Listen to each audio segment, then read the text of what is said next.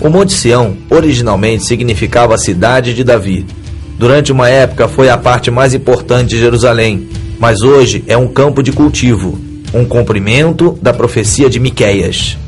Sião será lavrado como um campo. Depois da morte de Davi, seu filho Salomão construiu o primeiro templo judaico no alto do Monte Moriá, o local onde Abraão ia sacrificar Isaque, seu filho, obedecendo ao que Deus lhe dissera. A partir de então, o Monte Moriá tornou-se Sião, o mais importante de todos os lugares sagrados para os profetas judeus daquela época. O primeiro templo, edificado pelo rei Salomão, foi destruído em 586 a.C. pelo exército babilônico do rei Nabucodonosor. Reconstruído em 516 a.C., o segundo templo permaneceu em pé por 656 anos, até ser destruído pelos romanos em 70 d.C., um cumprimento da profecia dada por Jesus. Pouco antes de sua morte, ele disse aos seus discípulos: Vês esses grandes edifícios, não ficará pedra sobre pedra que não seja derrubada. Jesus predisse que o templo seria derrubado pedra por pedra. Isso foi cumprido literalmente 40 anos mais tarde pelo exército romano do imperador Vespasiano, sob o comando do general Tito. Jerusalém foi saqueada e incendiada, e 100.000 judeus foram crucificados em diferentes pontos da cidade. Os romanos então queimaram o templo, construído principalmente em madeira e decorado com ouro e prata. O ouro e a prata derretidos escorreram pelas fendas entre as grandes pedras do alicerce. Os romanos arrancaram as pedras para retirarem todo o ouro e a prata. Sendo assim, não ficou uma única pedra sobre pedra, um cumprimento literal da profecia de Jesus Cristo. Tudo o que restou do templo foi um grande muro de contenção de pedra, nivelando o local onde foi alicerçado o templo, no topo do Monte Moriá. Esse local hoje é conhecido como o Muro das Lamentações, onde os judeus vão orar pela vinda do Messias.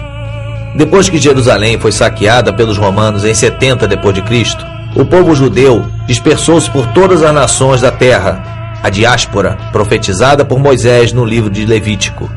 Espalhar-vos-ei entre as nações, e desembanharei a espada atrás de vós. A vossa terra será assolada, e vossas cidades ficarão desertas. Por quase 1900 anos, eles se agarraram às muitas profecias nos escritos sagrados do Antigo Testamento, de que um dia eles retornariam.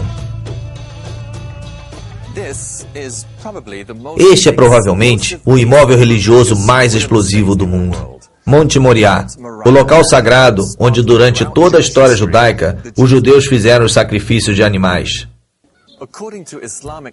Segundo a tradição islâmica, foi dali que o profeta Maomé ascendeu ao céu no século VII.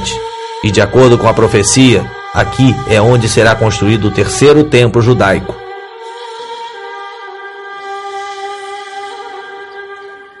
Esta é a Mesquita de Omar e o lugar de adoração mais santo do islamismo, construída em 600 d.C.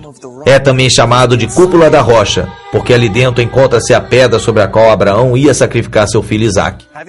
Durante os 500 anos do governo romano e bizantino, o cristianismo predominou na Palestina, mas após a conquista árabe de 641, ela ficou sob a influência do islamismo. No ano de 1099, as cruzadas tomaram Jerusalém e estabeleceram um reino feudal que durou até 1291, quando os europeus foram então expulsos pelos egípcios. Em 1516, a Palestina passou a fazer parte do Império Otomano por 400 anos, até ser dominada pelos britânicos no final da Primeira Guerra Mundial, em 1918. Segundo uma profecia muçulmana, Jerusalém seria conquistada por um profeta de Deus e tomada pacificamente. Então, quando o general Allenby, chefe das forças britânicas, e seu exército cercaram Jerusalém, o povo, ao ouvir seu nome, rendeu-se, sem resistirem, porque Allenby, em árabe, significa profeta de Deus. Precisamente aqui, nesta porta da cidade de Davi, Allenby declarou a vitória em nome das forças britânicas e aliadas. Os britânicos governaram e influenciaram bastante a Palestina por 30 anos, de 1918 a 1948. Construíram muitas igrejas cristãs e restauraram locais de descobertas arqueológicas. Sem saberem, eles ajudaram a cumprir outra profecia. Esta é a cidade de Haifa, a joia do Mediterrâneo, e local de passagem para Israel. Aos fundos, eleva-se o Monte Carmelo, onde o profeta Elias massacrou os 450 profetas falsos de Baal. O patriarca judeu Jacó predisse no livro de Gênesis que esta terra de Zebulun se tornaria um abrigo para os navios. Por milhares de anos, os navios não podiam atracar ali por ter uma baía muito rasa.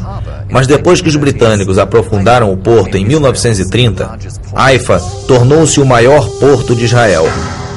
No dia 14 de maio de 1948, Israel voltou a ser uma nação, o cumprimento de numerosas profecias do Antigo Testamento, uma das quais diz: levantará um estandarte para as nações, ajuntará os desenterrados de Israel e os dispersos de Judá, recolherá desde os quatro confins da terra.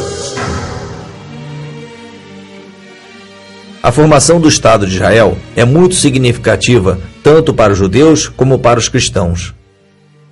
One major sign that I personally believe that is an indicator to the fact that we are whether the threshold or already at the beginning of the end time is the establishment of the modern state of Israel.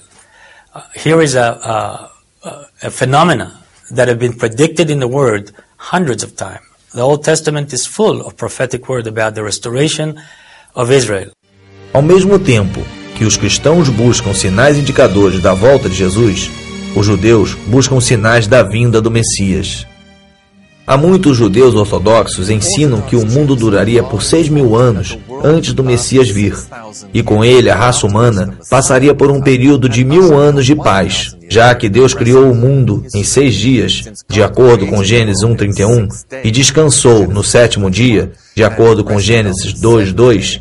Eles interpretam que a história mundial atingiria o seu clímax dentro desse parâmetro também.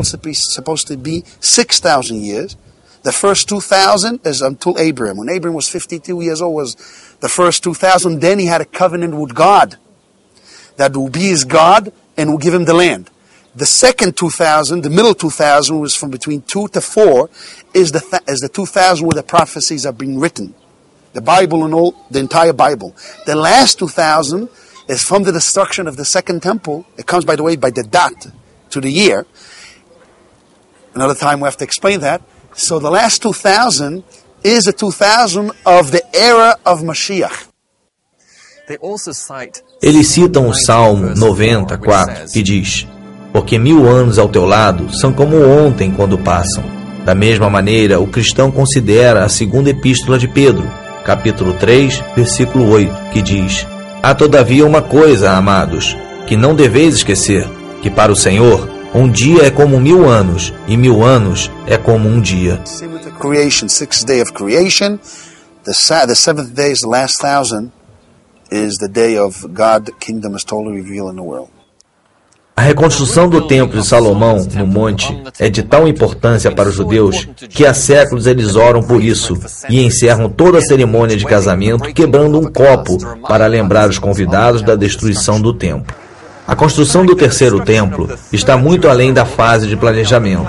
Aqui, no meio de uma rotatória construída pela Prefeitura de Jerusalém, não muito longe do portão de Damasco, da velha cidade, é onde muitos consideram ser o local para a pedra angular do novo templo. The Bible tells us, "And you shall make for me a sanctuary that I will dwell among you." So that's really the comprehensive commandments regarding the construction of the temple. And then there are many other commandments as well. The commandments really can be fulfilled today in a number of ways, kind of in absentia, or maybe kind of in a piecemeal fashion, in view of the impediments towards actually building the temple until such time as it is more fitting. So the main way that the Institute is going about the fulfillment of the commandment and occupying itself with the goal of trying to do really as much as possible in our time towards the temple is by creating the vessels. So the vessels that are being created today are not just models or replicas, but are actually made in accordance to the biblical requirements, and therefore are really ready to be used according to biblical law and can be used in the new temple. There is plans, sure there is plan. As a matter of fact, there is places in Jerusalem that they're already building the vessels, and they're learning, like in yeshivas, like here in Mount Zion we have a yeshiva, we have a university for Jewish studies. They learn all the different laws as to do with the sacrifices and all the different laws as to do with the temple. And they're preparing themselves